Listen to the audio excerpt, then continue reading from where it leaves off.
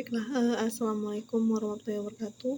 Perkenalkan nama saya Zahrawani Amalia dengan NIM B1B1222052, program studi ilmu pemerintahan Fakultas Hukum Universitas Jambi, di mana kali ini saya akan mempresentasikan hasil saya di mana untuk memenuhi tugas UAS mata kuliah Tata Kelola Keuangan Pemerintahan yang diampu oleh Pak Alfa Beriansyah, SIP MIP. Sebelum kita masuk kepada materi, baiklah pada video kali ini saya akan memaparkan materi tentang anggaran pendapatan dan belanja daerah provinsi atau disingkat APBD provinsi. Nah, sebelum kita masuk kepada struktur dan siklus dari APBD provinsi itu sendiri, saya akan menjelaskan secara singkat tentang apa sih yang dimaksud dengan anggaran pendapatan dan belanja daerah atau APBD. Nah, anggaran pendapatan dan belanja daerah adalah rencana keuangan tahunan pemerintah daerah di Indonesia yang disetujui oleh Dewan Perwakilan Rakyat Daerah. Nah, APBD ini ditetapkan oleh peraturan daerah dan tahun anggaran APBD meliputi masa 1 tahun mulai dari tanggal 1 Januari sampai tanggal 31 Desember. Nah, APBD itu sendiri bertujuan untuk mengatur penerimaan dan pengeluaran yang dilaksanakan oleh pemerintah daerah dalam selama setahun anggaran. Setelah kita tahu sedikit tentang apa yang dimaksud dengan APBD itu sendiri, saya akan menjelaskan struktur dari anggaran pendapatan dan belanja daerah atau APBD provinsi. Yang pertama ada pendapatan daerah, yang kedua ada belanja daerah, dan yang ketiga ada pembiayaan daerah.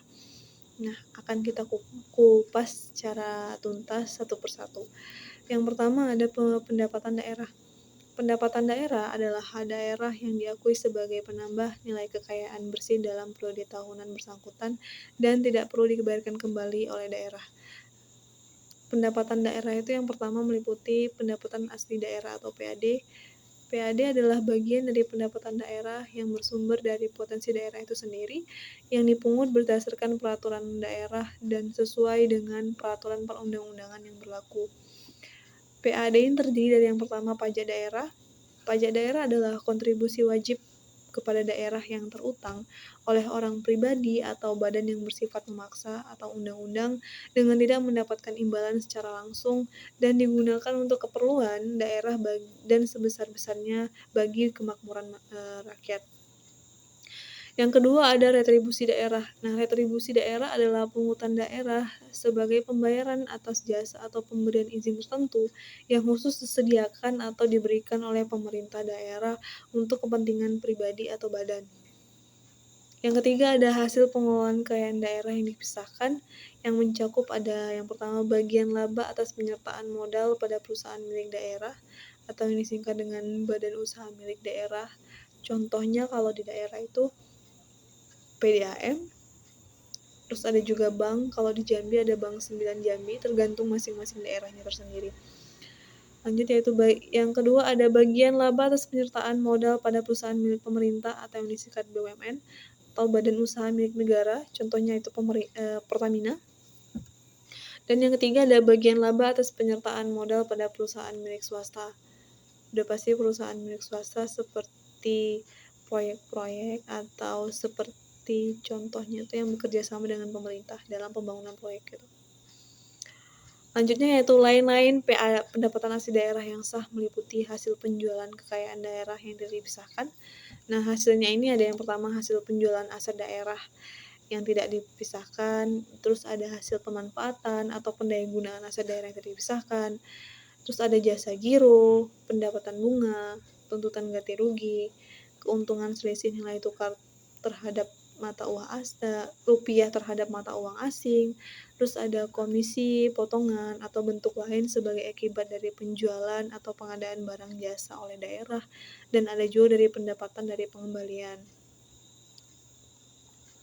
Saya akan menjelaskan sedikit dari hasil kekayaan daerah, penjualan kekayaan daerah yang tidak dipisahkan itu. Saya akan mengambil jasa giro, pendapatan bunga, dan tuntutan ganti rugi.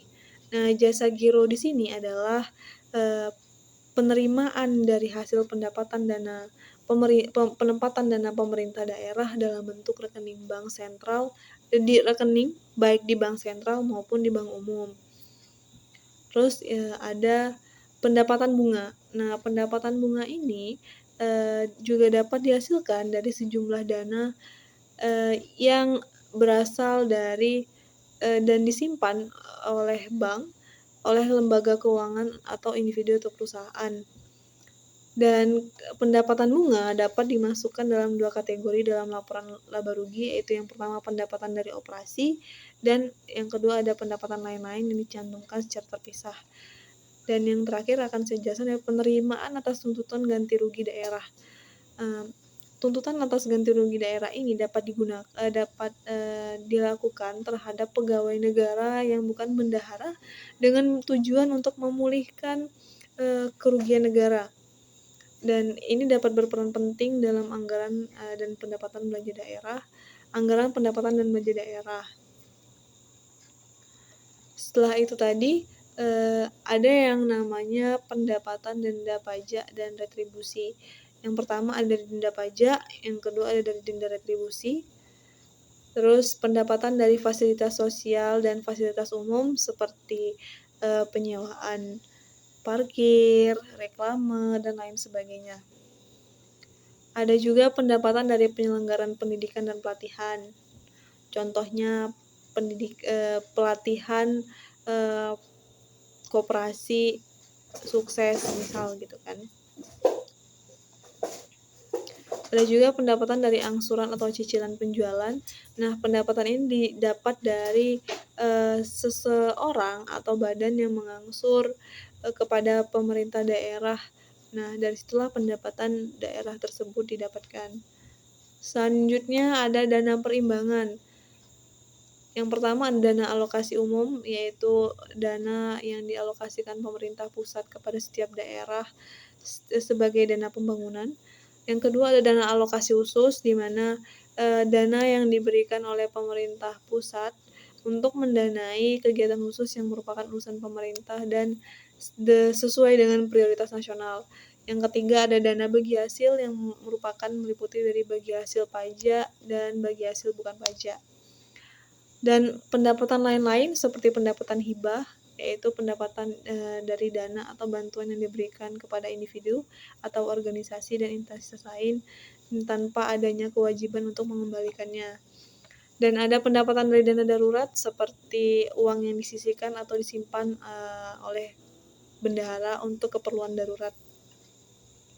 Ada juga dana bagi hasil pajak dari provinsi atau pada kabupaten kota, di mana ini didapatkan dari pendapatan pajak yang dikumpulkan oleh pemerintah provinsi dan beberapa sumber pajak tertentu seperti pajak properti, pajak penjualan, pajak hotel, dan lain sebagainya.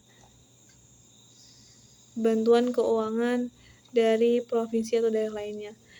Maksudnya adalah bantuan keuangan dari daerah provinsi atau daerah lainnya. Baiklah, itulah apa saja yang ada dalam pendapatan daerah. Selanjutnya kita akan mengetahui tentang belanja daerah. Nah, belanja daerah ini meliputi 3 klasifikasi. Yang pertama ada klasifikasi belanja menurut urusan wajib. Yang kedua, klasifikasi belanja menurut urusan pilihan. Dan yang ketiga ada klasifikasi belanja menurut urusan pemerintahan, organisasi, fungsi, program, dan kegiatan yang akan dilakukan. Di sini yang pertama saya akan menjelaskan tentang klasifikasi belanja menurut urusan wajib. Nah, klasifikasi belanja menurut urusan wajib ini yaitu meliputi tentang pendidikan, yang kedua ada kesehatan, yang ketiga ada pekerjaan umum, dan yang lainnya. Selanjutnya ada klasifikasi belanja menurut urusan pilihan. Yang pertama ada pertanian, kehutanan, serta energi, sumber daya mineral, dan yang lainnya. Selanjutnya ada klasifikasi belanja menurut urusan pemerintah, organisasi, fungsi, dan kegiatan serta jenis belanja. Yang pertama ada belanja tidak langsung seperti belanja pegawai, yaitu contohnya pembayaran gaji. Yang kedua ada belanja bunga seperti bangunan, peralatan infrastruktur, dan yang ketiga ada belanja subsidi seperti uang perjalanan, intensif, dan sertifikat. dan belanja-belanja tidak langsung yang lainnya. Selanjutnya ada belanja langsung yang meliputi yang pertama ada belanja pegawai, yaitu dalam kompensasi dalam bentuk uang maupun barang yang diberikan kepada pegawai negeri, kepada pegawai negeri honorer maupun staf-staf yang lainnya. Yaitu yang lainnya ada belanja barang dan jasa seperti material, peralatan, dan layanan. Yang terakhir ada belanja modal. Nah, belanja modal seperti belanja properti, pabrik, dan peralatan, tanah, gedung, atau aset yang menjadi suatu aset dari perusahaan tersebut. Pembiayaan daerah, baiklah kita akan masuk kepada struktur APBD provinsi yang ketiga, yaitu pembiayaan daerah. Nah, pembiayaan adalah setiap penerimaan yang perlu dibayar kembali atau pengeluaran yang akan diterima kembali baik pada tahun anggaran yang bersangkutan maupun pada tahun anggaran berikutnya. Nah, pembiayaan daerah adalah transaksi keuangan pemerintah daerah yang dimaksudkan untuk menutup defisit atau untuk memanfaatkan surplus dari APBD itu. Nah, menurut Permendagri nomor 13 tahun 2006 pasal 59 terdiri ada penerimaan pembiayaan dan pengeluaran pembiayaan daerah. Nah, penerimaan pembiayaan ini meliputi sisa lebih perhitungan anggaran atau yang disingkat SILPA tahun lalu. Yang kedua ada pencairan dana cadangan. Yang ketiga ada penerimaan pinjaman daerah dan yang lainnya. Selanjutnya ada pengeluaran pembiayaan yang meliputi pembentukan dan cadangan. Yang kedua ada penyertaan modal investasi pemerintah daerah.